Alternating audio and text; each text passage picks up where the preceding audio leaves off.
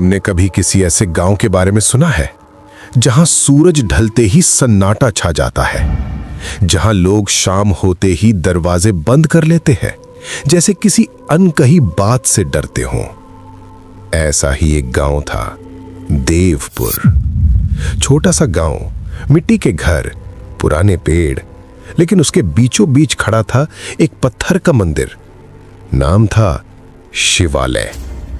कहते हैं किसी राजा ने बनवाया था वो मंदिर, पर अजीब बात यह थी वो राजा कभी उस मंदिर को देखने नहीं आया। कोई नहीं जानता क्यों। गांव वाले कहते थे, अरे भैया जी, वो मंदिर की घंटी अपन आप बजत है। कभी किसी ने उसे छुआ नहीं, फिर भी रात के सन्नाटे में वो टन टन की आवाज गूंज उठती, और जैसे ही वो आवाज आती पूरा गांव थम जाता था। कुत्ते भौंकना बंद कर देते, हवा एकदम ठंडी पड़ जाती, और लोगों के दिलों की धड़कन एक पल को रुक सी जाती थी। कई घरों में औरतें अपने बच्चों को सीने से लगा लेती, बूढ़े दरवाजे की कुंडी कसकर बंद कर देते। कोई बाहर झांकने की हिम्मत नहीं करता था। कहते हैं जो भी उस वक्त बाहर होता उसे महसूस होता जैसे कोई पीछे से देख रहा हो। कोई नहीं जानता था कि वो आवाज कहां से आती है। बस इतना पता था, जब घंटी बजती है तो कुछ जागता है। कभी उस मंदिर में सुबह सुबह घंटियों की आवाज गूंजा करती थी। लोग आरती में जाते थे, दीपक जलते थे, लेकिन वक्त के साथ सब बदल गया। अब वहां बस एक ही इंसान रह गया था, हरिराम शास्त्री। कहते हैं उम्र 50 के आसपास होगी, पर चेहरा देखो तो लगे जैसे बरसों से नींद ने उसे छुआ तक ना हो। और हर वक्त चेहरा किसी अनदेखे डर से भरा हुआ। दिन में सब कुछ बिल्कुल ठीक लगता था।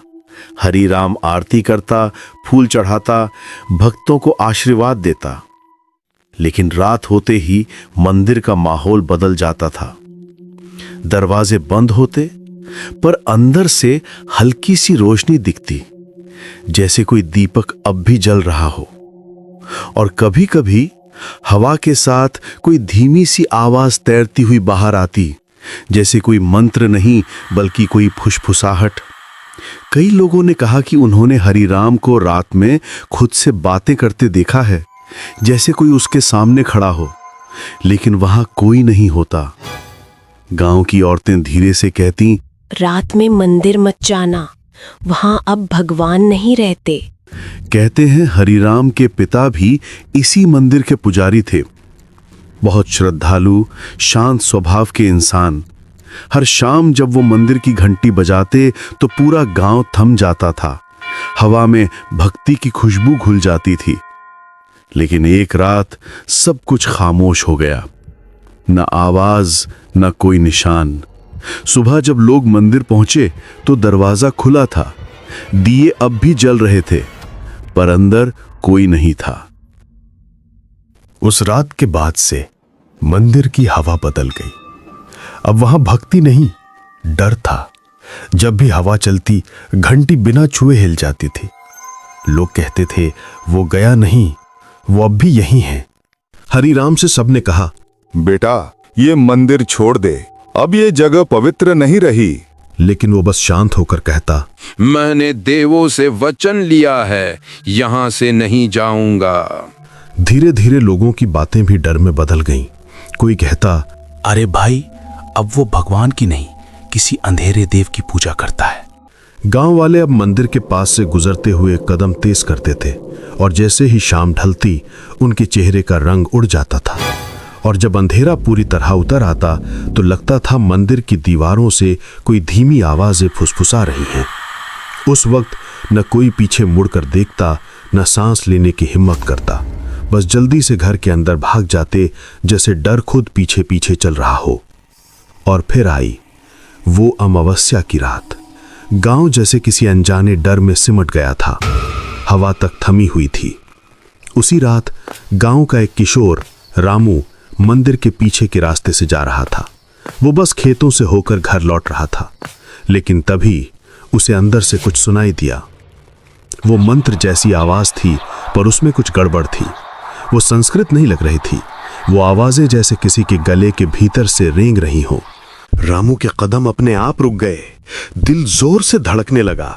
उसने मंदिर की दीवार में बनी एक छोटी सी दरार से झांका और जो उसने देखा वो जिंदगी भर नहीं भूल पाया। हरी राम दीपक के चारों ओर कुछ डाल रहा था, कुछ लाल सा तरल जो जमीन पर फैलता जा रहा था। उस गोले के बीच में कोई मूर्ति नहीं थी, बस एक काली परछाई जो खुद ब खुद हिल रही थी जैसे जिंदा हो। रामू का चेहरा एकदम सफेद पड़ गया, उसकी सांसें तेज हो गईं। वो पीछे हटा पर उसके पांव कांप रहे थे। और फिर अचानक मंदिर के अंदर से किसी की फुसफुसाने की आवाज आई। कौन है वहां? रामू ने बिना पीछे देखे भागना शुरू किया। वो गिरा, उठा, फिर दौड़ा और किसी तरह घर पहुंचा। उसने सबको बताया, मैंने देखा पंडित जी कुछ और कर रहे थे, कुछ बहुत अजीब। लेकिन गांव वाले हंस पड़े। किसी ने गंभीरता से नहीं लिया। सब बोले, बच्चा पंडित पर शक नहीं करते, पाप लगता है। पर उस रात के बाद किसी ने भी उस मंदिर के रास्ते से अकेले जाने की हिम्मत नहीं की। और उसी रात से देवपुर में डर जैसे बस गया। गांव पर एक अजीब सी खामोशी छा गई। रातें लंबी लगने लगी, हवा में सर्दी बढ़ गई और लोगों को लगता जैसे हर कोने में कोई छिपा सांस ले रहा हो। पहली रात गोपाल का बैल खेत में मरा मिला। उसकी गर्दन पर जलने के निशान थे, जैसे किसी ने आग से जला दिया हो। गांव वाले बोले, मुझे लगता है बिजली गिरी होगी। पर सब जानते थे कि उस रात आसमान एकदम साफ था। दूसरी रात शंभू की बेटी, जो बस 8 साल की थी, नींद में उठी, बिना कुछ बोले मंदिर तक चली गई। सुबह जब लोगों ने पूछा तो उसने मासूमियत से कहा, मुझे कुछ याद नहीं, बस किसी ने कहा था कि आरती का समय हो गया है।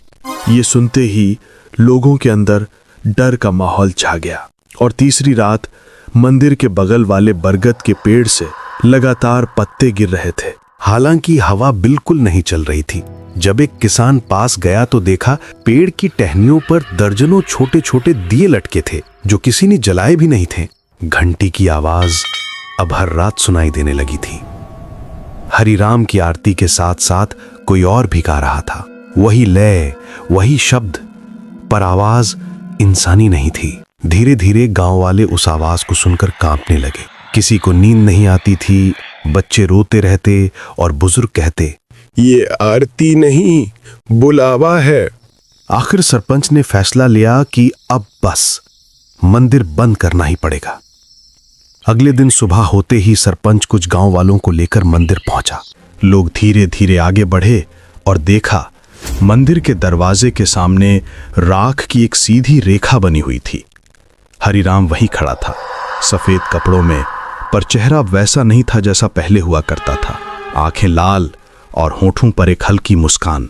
उसने शांत आवाज में कहा, जिसने इस रेखा को पार किया, सूरज उसके लिए दोबारा नहीं उगेगा। किसी ने कुछ नहीं कहा। लोगों के पैर अपने आप पीछे हटने लगे। दिल जोर जोर से धड़क रहा था। किसी की हिम्मत नहीं हुई नजदीक जाने की। सबके चेहरे पर सिर्फ एक ही चीज थी, डर। वो डर जो आंखों से नहीं, आत्मा तक उतर जाए। उसके बाद दिन बीतते गए, पर गांव में सन्नाटा और गहरा होता गया। धीरे धीरे मौतें शुरू हुईं। पहले जानवर, फिर इंसान। हर बार एक ही निशान मिलता, गले पर जलन, जैसे किसी ने जलता हुआ हाथ रख दिया हो और फिर कभी हटाया ही ना हो। रात पूरी तरह काली थी, बिना चांद, बिना हवा। बस दूर कहीं से आती वो आवाज जैसे किसी को बुला रही हो।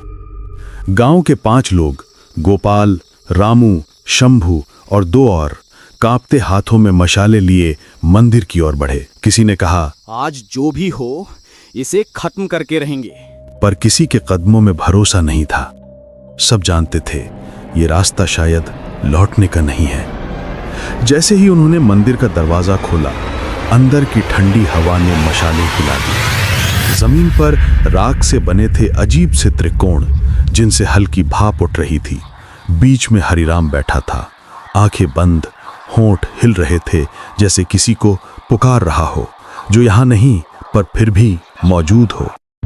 गोपाल कांपती आवाज में चिल्लाया, पंडित जी, ये क्या कर रहे हैं आप? हरिराम ने धीरे धीरे सिर उठाया। उसकी आंखों में अब सफेदी नहीं थी, बस गहरा काला अंधेरा, और उस अंधेरे में जैसे कुछ हिल रहा था। वो मुस्कुराया बहुत हल्के से, फिर बोला, तुम लोग जिसे अंधेरा कहते हो, मैं अब उसी का पुजारी हूं। रोशनी तो बहुत पहले मर गई। जैसे ही उसके होंठों से ये शब्द निकले, मंदिर की सारी घंटियां एक साथ बज उठी। इतनी तेज कि दीवारें कांप उठीं। दीपक एक एक करके बुझने लगे, राख उड़ने लगी, हवा में घूमती हुई, जैसे किसी अदृश्य चीज ने उसे उठा लिया हो।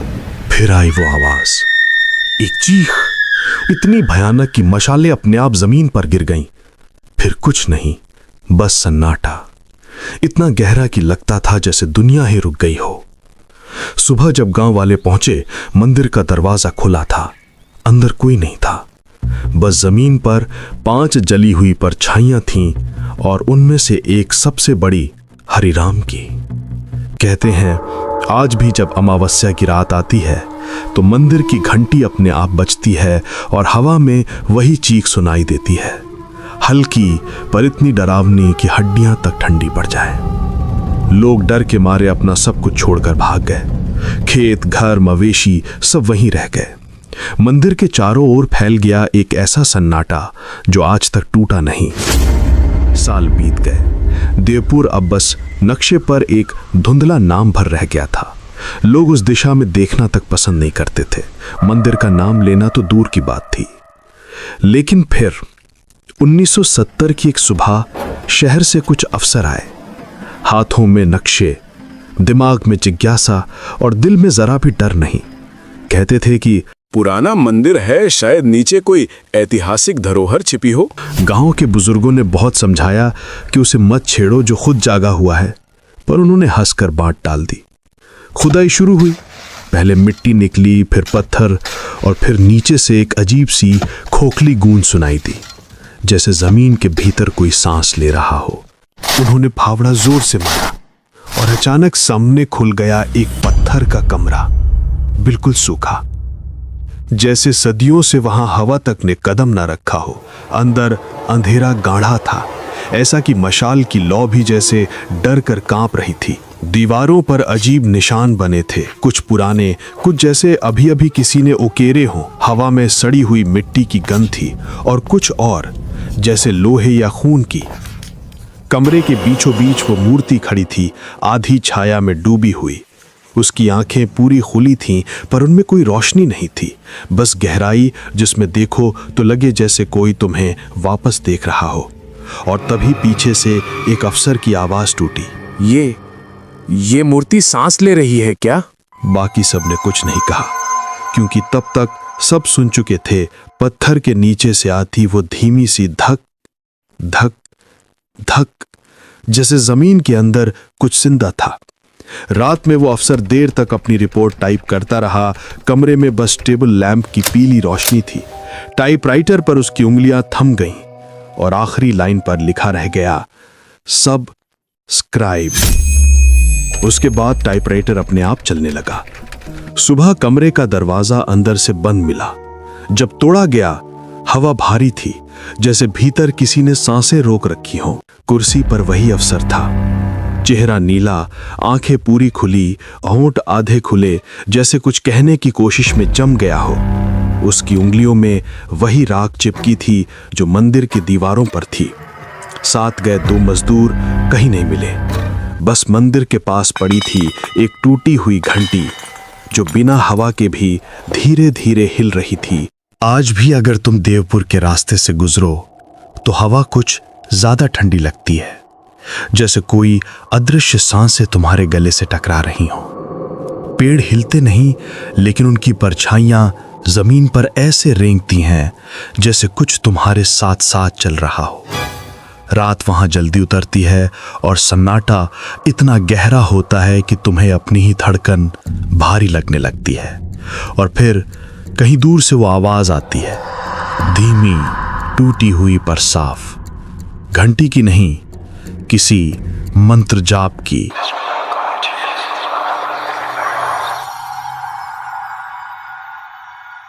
कभी कभी उस आवाज के बीच किसी के हल्के कदमों की आहट भी सुनाई देती है, जैसे कोई पुराने मंदिर की ओर जा रहा हो, या शायद तुम्हारी तरफ। लोग कहते हैं वो हरिराम की आवाज है, जो अब भी आरती शुरू होने से पहले सबको पुकारता है। और अगर उस वक्त तुम्हें ठंडी हवा तुम्हारे कान के पास से गुजरती महसूस हो, तो समझ लेना वो तुम्हारे बहुत करीब है। हर अमावस्या को वो घंटी 3 बार बजती है। पहली बार किसी को बुलाने के लिए, दूसरी बार उसे स्वीकार करने के लिए, और तीसरी बार जब उसकी आत्मा भीतर चली जाती है। कई लोगों ने वो आवाज सुनी है, कई ने उस दिशा में देखने की गलती भी की। कहते हैं जिसने पीछे मुड़कर देखा वो फिर कभी सुबह नहीं देख पाया।